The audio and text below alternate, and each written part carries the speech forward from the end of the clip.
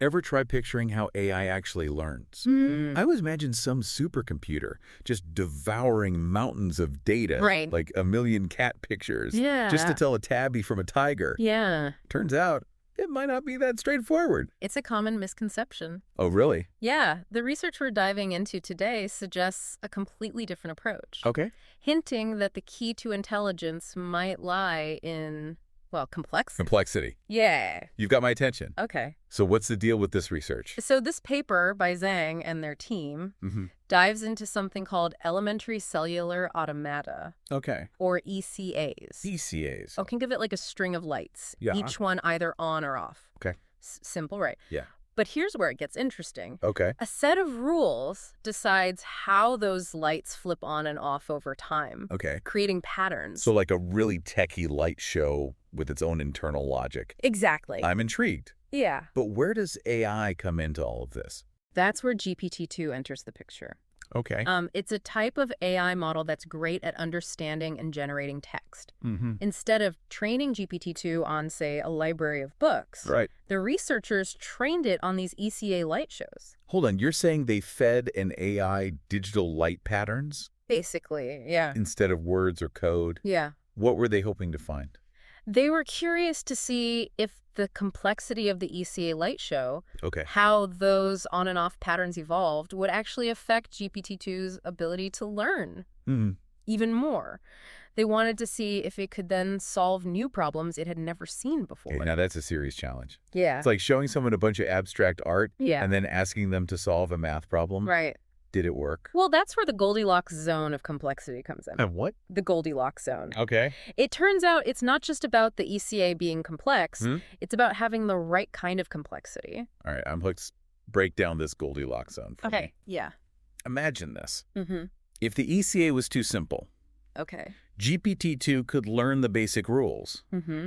but it never achieved any groundbreaking intelligence. Okay. It was just mimicking, Uh-huh.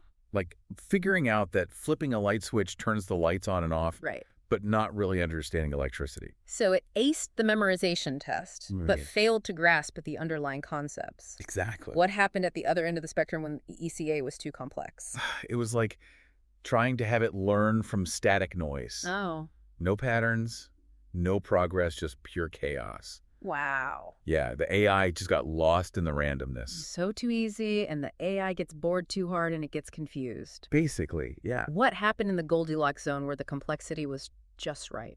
That's where the real magic happened. Okay. The researchers found that the AIs trained on these perfectly balanced ECAs, the ones with complexity but also an underlying structure, were the true overachievers. They were the ones who could take what they learned and apply it to completely new challenges. Interesting. They were actually thinking. Okay, you said apply it as in solving those new problems you mentioned earlier. Yes. Give me an example. What kind of problems are we talking about? So No. the researchers gave these AIs a couple of different tests. Okay. First, they had them try some reasoning tasks, like solving visual puzzles with patterns. Okay. Think of it like those intelligence tests where you have to predict the next shape in a sequence. So testing if the AI could see a pattern Right. and apply that knowledge to a new situation. Yeah. Clever. Mm-hmm. What other tests did they come up with?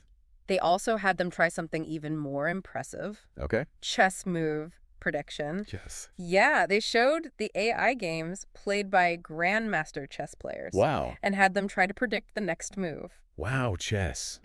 Talk about a complex game. Yeah, very complex. So how did our digital light show trained AIs do? You're right. Did they impress? They did. The AIs that had trained on those just right ECAs, the ones in the Goldilocks zone, Right. consistently outperformed the others. Okay. They learned faster and were better at predicting those chess moves. That's amazing. Yeah. They were actually able to take what they learned from these abstract patterns Yeah. and apply it to a game as strategic as chess. Right. It's like they unlocked some hidden level of understanding. Right.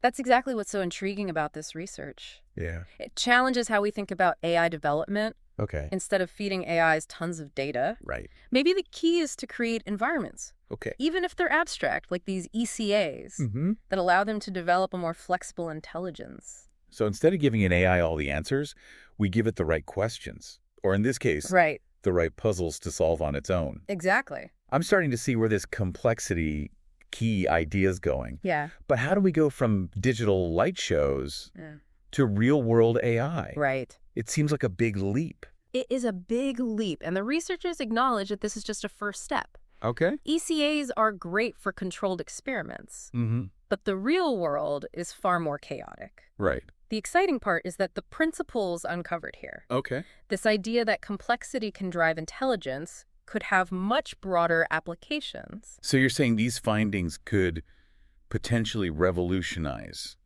how we develop AI across the board? Potentially, yeah. What might that look like? Yeah. Give me some real-world examples. So, Yeah. okay, so we've gone from cat pictures to digital light shows to chess masters. Right. So let's process. Yeah. But I see where you're going with this.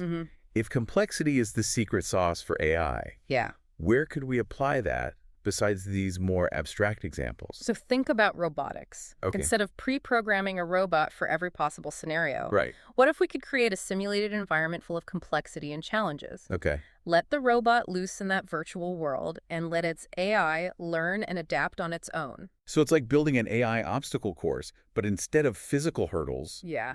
it's all about navigating complex data and situations. Right. Kind of like a digital version of survival of the fittest. Exactly. Okay. Or Yeah. think about medicine. Okay. We have massive data sets of medical information. Right. What if we could unleash AI on those data sets, not to give us specific answers, Right. but to uncover hidden patterns and connections that we humans might miss? That's incredible. Yeah. We could potentially find entirely new ways to diagnose diseases, Right? develop treatments, even predict outbreaks before they happen. Exactly. Yeah. The possibilities really are mind-boggling. Yeah. But of course, with great power comes great responsibility. That's always a concern with AI, right? Yeah. We need to make sure that as we create these more intelligent systems, we're also thinking about the ethical implications. Absolutely. As we move towards this future where AI is learning and evolving in more complex ways, Right. it's more important than ever to have open conversations about the implications for society. Yeah. We need to make sure AI develops in a way that benefits humanity as a whole. It's like we're writing a new chapter in the story of intelligence, Yeah. both human and artificial. Right. And it's a story that's just beginning. And on that note, I'd like to leave our listeners with one final thought to ponder. Okay. If we can design environments that encourage complexity and, in turn, greater intelligence in AI, Yeah. could we do the same for ourselves? What would a complexity gym for the human mind look like, and could it help us unlock new levels of creativity and problem solving? That's a question I'll be thinking about long after this deep dive. Yeah. A big thanks to our expert for navigating these complex ideas with us today. Thank you. And to our listeners, keep those minds curious, and we'll catch you next time for another deep dive.